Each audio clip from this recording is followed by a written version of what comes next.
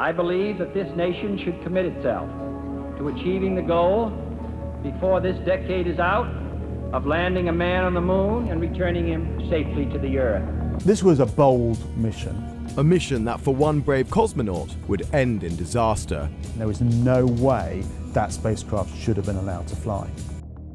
In the past 50 years, strange stories about heartbreaking events have come from all over the world, and even from the cosmos.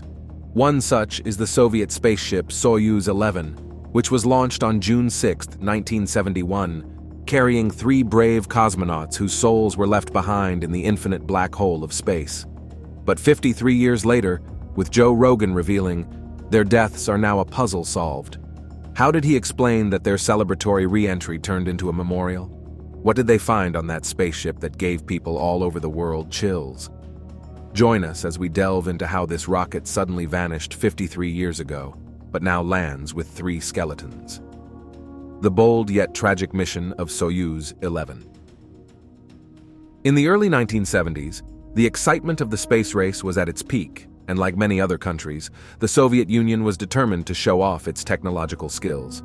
Soviet engineers meticulously crafted plans for a long-duration lunar base, complete with habitation modules, lunar rovers, and power plants. As part of this vision, they aimed to launch an orbital space station to serve as a scientific outpost and a launch pad for missions to both the Moon and Mars. On April 19, 1971, the Soviet Union successfully launched the Salyut space station from the Baikonur Cosmodrome in Soviet Kazakhstan. The station, measuring 43 feet in length and weighing 40,620 pounds, boasted 3,500 cubic feet of habitable space. It housed living quarters for cosmonauts and accommodated 2,600 pounds of scientific equipment, including experiments focused on human adaptation to prolonged space travel, various telescopes for solar and astronomical observations, and instruments for Earth observation. The importance of Soyuz 11 was unmatched. It aimed to meet with Salyut 1, the world's first space station, where the crew planned to spend nearly a month, an unmatched time in space exploration. The launch on June 6, 1971, from the wide open space of Kazakhstan's blue skies, marked the start of a mission destined for the history books of space travel. The spacecraft, a wonder of Soviet engineering, had a sleek design, a round descent module paired with a cylindrical orbital module, a sign of the dreams of a nation aiming for importance in space. Georgy T. Dobrovolsky, Vladislav N. Volkov, and Viktor I. Patsayev, the brave people aboard, were celebrated as heroes even before starting their journey. They represented Soviet ambition, pushing humanity to the farthest parts of space. As the rocket roared into space, hearts swelled with pride and eyes filled with tears. The fading path of the spacecraft left behind a fiery sign of human boldness. The first attempt to dock with Salyut, undertaken by the crew of Soyuz 10 on April 23rd, encountered a problem with the docking mechanism, forcing the crew to return to Earth after just 2 days. Promptly, Soviet engineers rectified the issue and refined docking procedures to prevent a recurrence of the problem. The day following the launch, Dobrovolsky piloted Soyuz 11 toward Salyut, executing a flawless manual docking procedure. After 3 hours, once the pressures inside both Soyuz and Salyut were balanced, the crew cautiously opened the hatch, allowing Patsayev to gracefully float into the confines of the world's inaugural space station. Detecting a pungent odor permeating the interior of Salyut, he promptly returned to Soyuz. Cosmonaut Alexei S. Yeliseyev, stationed as the crew communicator at the Flight Control Center in Yevpatoria, Crimea, advised the crew to activate the station's air regenerators. Unfortunately, 6 out of the 8 fans within this crucial system had malfunctioned shortly after Salyut's launch. With prompt action, Patsayev and Volkov swiftly conducted repairs, ensuring the system's functionality, before rejoining Dobrovolsky aboard Soyuz to await the dissipation of the noxious fumes within Salyut. On the subsequent day, the crew re-entered Salyut to initiate its operational systems, subsequently powering down their Soyuz craft, as it was not required until the conclusion of their mission. However, there was a team that can be said had a close call with death considering the outcome of the trip out of space. Would things have been different? The subsequent crew, consisting of Alexei A. Leonov, Valery N. Kubasov, and Pyotr Wan Kolodin, trained for a planned 25-day mission to Salyut, scheduled to commence on June 6th. But that was not to because, days before the launch, a dark spot on Kubasov's chest X-ray raised concerns about tuberculosis.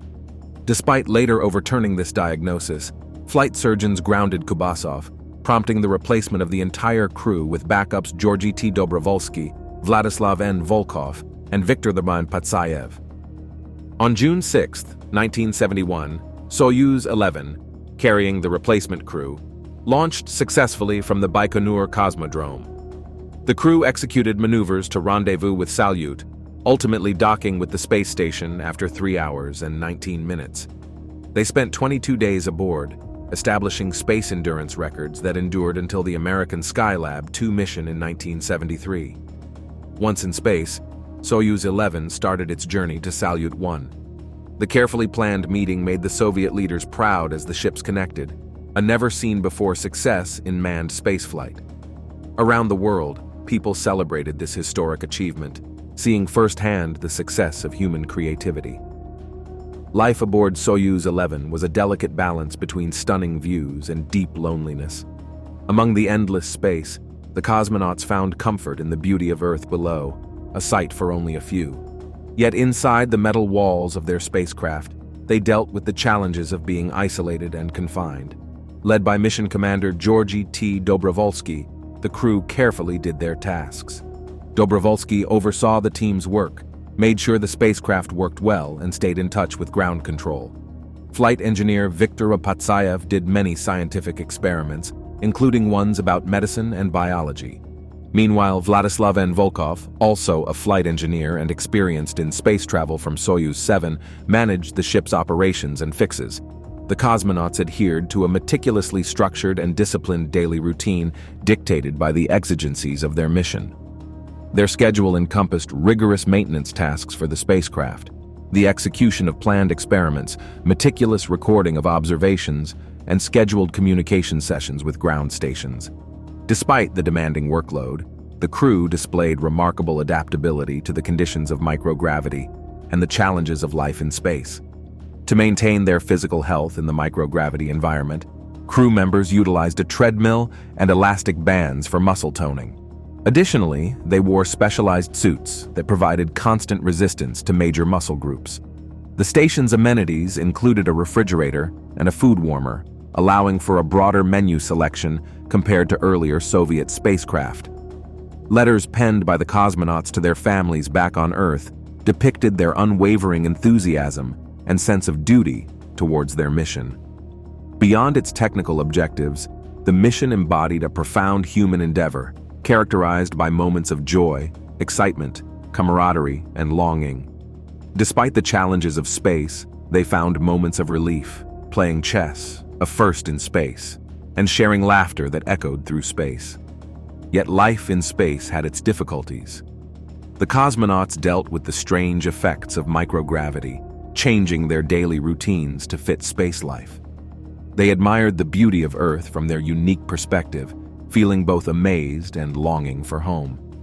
Over the ensuing 3 weeks, the trio of cosmonauts established a routine centered around conducting experiments, engaging in exercise sessions on the station's onboard treadmill, and diligently monitoring their health statuses.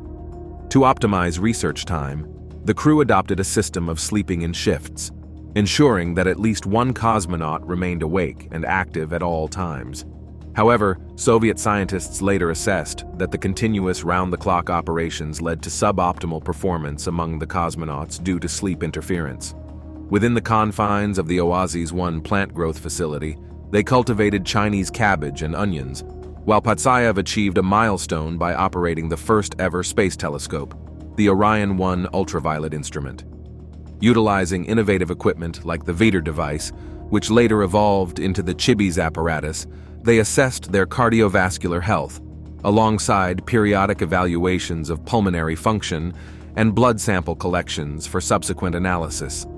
The cosmonauts generously treated Soviet citizens to frequent television broadcasts, detailing their activities aboard the Salyut, providing insights into both their scientific endeavors and daily routines in space. These broadcasts, labeled as Cosmovision by Soviet journalists, offered a unique glimpse into life aboard the space station. Additionally, they made history by casting their votes from Salyut during Soviet elections, marking the inaugural instance of voting from space. On June 16th, an incident occurred wherein the crew responded to a minor smoldering electrical fire at the rear of the station, a matter not initially disclosed to the public. Despite successfully extinguishing the fire, the resulting smoke temporarily raised concerns about the mission's continuation. Nevertheless, the station's air revitalization system effectively purified the atmosphere, allowing the mission to proceed as planned. June 19th marked Patsayev's 38th birthday, making him the first person to celebrate a birthday in space. His fellow cosmonauts, Dobrovolsky and Volkov, commemorated the occasion by presenting him with an onion and a lemon, smuggled aboard their Soyuz 11 spacecraft. 5 days later, they surpassed the previous 18-day human spaceflight endurance record set by the Soyuz 9 crew in June 1970, earning congratulations from Soyuz 9 cosmonaut Andriy G. Nikolaev, who served as spacecraft communicator. As they savored the chance to explore life beyond our world, little did they know that soon, something that wasn't part of the journey would unfold. What will Joe Rogan find in this unexpected turn of events? What went awry? Let's delve into it. The painful re-entry. On the evening of June 29th, the team turned on their Soyuz spaceship again. They packed up film and samples to bring back to Earth, then shut the door between Salyut and their return spaceship. A light on the control panel showed that the door to their descent part hadn't closed tightly. Yeliseyev guided the team on what to do to open the door again and clean its edges in case something was blocking it from closing properly. Even though the light stayed on, both ground control and the team believed the door was shut properly. So the astronauts disconnected their Soyuz from Salyut and flew around it, taking videos and pictures of the space station, which had been their home for over 3 weeks. In the big space, where quiet rules and the stars move in a never-ending dance, Soyuz 11 started its journey, carrying the wishes and dreams of 3 brave space travelers, Dobrovolsky, Volkov, and Patsayev. They didn't know that during their peaceful mission, a hidden tragedy waited to leave its sad mark on the history of space exploration. 23 days of hard work and important discoveries happened on Soyuz 11, showing human cleverness and persistence. But on June 30th, 1971, when they were supposed to come back to Earth, fate changed things. The smooth process of separating the parts of the spacecraft went wrong when a valve in the cabin broke, starting a series of events that would disturb the peace of space. The valve failed quietly, not doing what it was meant to, and let the air inside the capsule escape into space. Suddenly, the astronauts were in a dangerous vacuum, with everything around them becoming silent and deadly. The strong force from the explosive bolts caused a valve to open unexpectedly. Usually, this valve only opens when the spacecraft is coming back to Earth with a parachute, safely inside the atmosphere. But this time, it opened while still in space, and the air inside the capsule rushed out in less than a minute. The cosmonauts seemed to try closing the valve manually, which took a few minutes.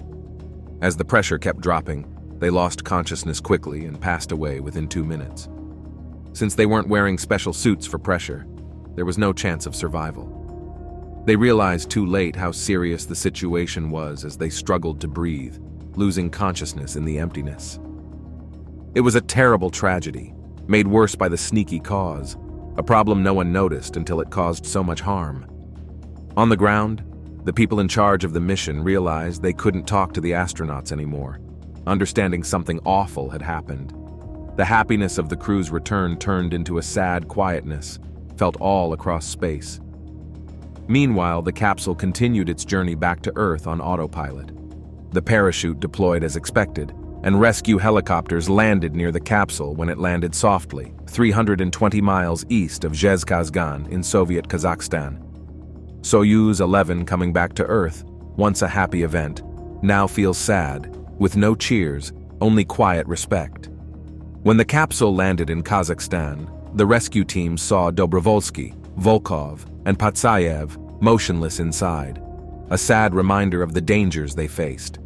In the cold emptiness of space, where everything is quiet, their journey didn't end with success, but with sadness, reminding everyone of how risky exploring can be. The story of Soyuz 11, once a symbol of discovery, now makes people think sadly about the risks of space travel. It shows that even the bravest explorers are fragile in the face of things they can't control. And as the universe looked at Soyuz 11's silent resting place, it mourned for those who tried to reach the stars but found eternity in space instead. The silent casket from outer space. The recovery of Soyuz 11 was surrounded by silence, contrary to the usual jubilation. The spacecraft was intended to bring back triumphant explorers, but instead returned with tragic news. The descent module parachuted down onto the Kazakh steppe as planned, but upon opening the hatch, the recovery team found the 3 cosmonauts motionless inside. This grim sight shocked the space community, marking the first human deaths in space. News of the tragedy spread rapidly, initially within the Soviet space program and then worldwide, eliciting disbelief and sorrow. The deceased cosmonauts, once celebrated symbols of human achievement, now served as reminders of the risks inherent in space exploration. Autopsies confirmed their cause of death as hypoxia due to rapid depressurization. The news of the crew's deaths started quietly in the Soviet space program, but soon everyone knew. People everywhere were shocked.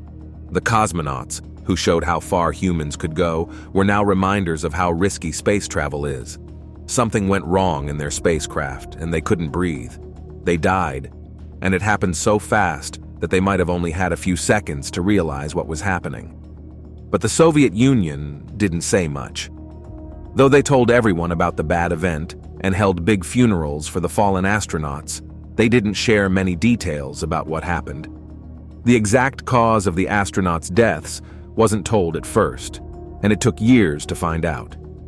This quietness was because the Soviet government was very secretive at that time, especially since they were in a big race with the United States and didn't want to show any weaknesses. However, behind closed doors, big investigations were started by the Soviet Union after the tragedy and, in recent times, by the formidable podcaster Joe Rogan. These investigations led to big changes in the Soyuz spacecraft to make it safer and revelations no one knew or talked about. When they were buried in Moscow, it was a sad day. But seeing the 3 coffins covered in the Soviet flag made everyone realize how close success and tragedy can be in space. Thousands of people came to honor them, from their families to other cosmonauts and regular folks. People all over the world felt sad about their deaths, even scientists. But despite the sadness, there was a determination to learn from what happened and keep exploring space. The design of the Soyuz spacecraft was changed a lot to make sure this kind of thing wouldn't happen again. Now astronauts wear special suits during launch and re-entry to stay safe. The Soyuz 11 disaster was a scary reminder of how dangerous space travel can be. It made space agencies change how they build spacecraft and follow safety rules. The tragedy also made people think about whether it's right to send people into space and how important it is for countries to work together.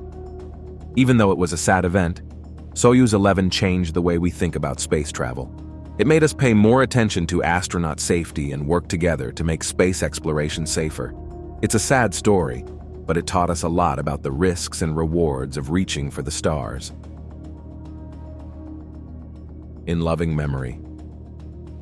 On August 2nd, 1971, precisely a month after the funeral commemorating the Soyuz 11 cosmonauts, Apollo 15 astronauts David R. Scott and James B. Irwin placed a plaque and a statuette at the Hadley-Apennine landing site on the Moon. This tribute was dedicated to the fallen astronauts and cosmonauts, including Dobrovolsky, Volkov, and Patsayev. In 1973, the Soviet government erected a monument honoring the Soyuz 11 crew at the precise location of their landing in Kazakhstan. Despite its remote location, situated 16 miles away from the nearest road, the monument suffered vandalism in 2008, resulting in the theft of its copper components. Subsequently, in 2016, Russian and Kazakh officials unveiled a new granite monument at the very same spot, ensuring the perpetuation of the tribute. The Soyuz 11 spacecraft touched down 90 kilometers southwest of Karajal, Karagandi, Kazakhstan, and approximately 550 kilometers northeast of Baikonur. A memorial monument, shaped like a three-sided metallic column, was erected at the landing site. Each side of the column featured an engraved image of the face of one of the crew members within a stylized triangle near the top. This memorial stands in an open, flat area far from any populated region, enclosed within a small circular fence. Sadly, the memorial was discovered vandalized beyond repair in 2012, with only the metallic column's base remaining, and the roads leading to it had become overgrown. In 2013, the Russian space agency Roscosmos restored the site, installing a redesigned monument constructed from brick, maintaining the original three-sided form. A sign detailing the history of the location and the fate of the original monument was also placed at the site. The craters on the moon were named after the three cosmonauts, Dobrovolsky, Volkov, and Patsayev. Their names are inscribed on the fallen astronaut commemorative plaque placed on the moon during the Apollo 15 mission in August 1971. Additionally, to honor the Soyuz 11 crew, a group of hills on Pluto was named Soyuz Koles. In Penza, Russia, a memorial stele was erected near school gymnasium number 39 to commemorate the deceased astronauts. The stele features quotes from the poem by Yevgeny Yevtushenko, "Between our motherland and you is a two-way eternal connection." Apart from the Soviet postage stamp mentioned, postage stamps commemorating the cosmonauts were also issued by the Emirate of Ajman in Bulgaria in 1971. The truth. At last, Joe Rogan, in his quest to find answers despite tossing and turning, comes back with discoveries that have left everyone reeling. He learnt that examinations of the crew after their mission showed that they had bleeding in their lungs, nitrogen in their blood, and bleeding in their brains. This indicated that somehow the spacecraft lost pressure and the astronauts couldn't breathe. When investigators looked at the spacecraft, they noticed that someone had manually turned off the radio and the astronauts had unfastened their seatbelts. They found that one of the valves meant for ventilation and equalizing pressure was partially open, and there were traces of pyrotechnic material in it, suggesting that the spacecraft lost pressure quickly, causing the crew to suffocate. A test was done on the spacecraft after it landed to see if it was sealed properly. It did, but it took an hour and a half for the pressure inside to drop when the valve was closed. So, what caused the valve to open too soon? When the descent module separated from the other parts of the spacecraft, it exposed some valves to outer space. Due to a design flaw, explosive devices that were supposed to detach parts of the spacecraft didn't work as intended, causing a sudden shock that opened one of the valves to outer space. Data from the spacecraft's recording devices, ironically named Mir, and voice recordings were crucial for investigators to understand how the crew reacted to the leak. According to these recordings, the pressure dropped rapidly after separation, and the crew would have immediately noticed the air escaping. They would have seen a warning light and heard an alarm indicating a leak. They would have tried to find and fix the problem, but it was impossible because the valve that failed was out of their reach. One of the crew members, Dobrovolsky, tried to hold a checklist over the control panel, but it was futile because the leak was in a place they couldn't reach. Sensors showed that Dobrovolsky's breathing increased rapidly after the pressure dropped, and he died within 40 seconds. Once the valve opened, there was no way for the crew to close it. They knew about the leak but couldn't locate it amidst the distractions, and the noise from the radio made it harder to hear the leak. They might have mistaken another warning light for the source of the problem. The spacecraft's design didn't anticipate this failure mode, and there were no warning systems or mechanisms to close the valves. Testing didn't replicate the conditions that caused the failure. After the death. The deaths of the astronauts deeply saddened those who had already mourned the loss of astronaut Komarov in Soyuz 1, and this sadness was felt all over the world by space agencies. Initially, the Soviets were hesitant to disclose what caused the accident, but in 1973, a Soviet engineer shared important details with their NASA counterpart during early discussions for the Apollo-Soyuz test project, which was scheduled for launch in 1975. NASA reciprocated by providing information about the Apollo 13 incident. This crucial sharing of engineering knowledge paved the way for international collaboration and successful missions that continue today. In the short term, missions to Salyut were put on hold. The Soyuz spacecraft underwent redesigning to improve valve reliability and withstand shock loads better. Emergency pressurization equipment was also installed. A manually operated valve, which the crew could access, was added to the ventilation system.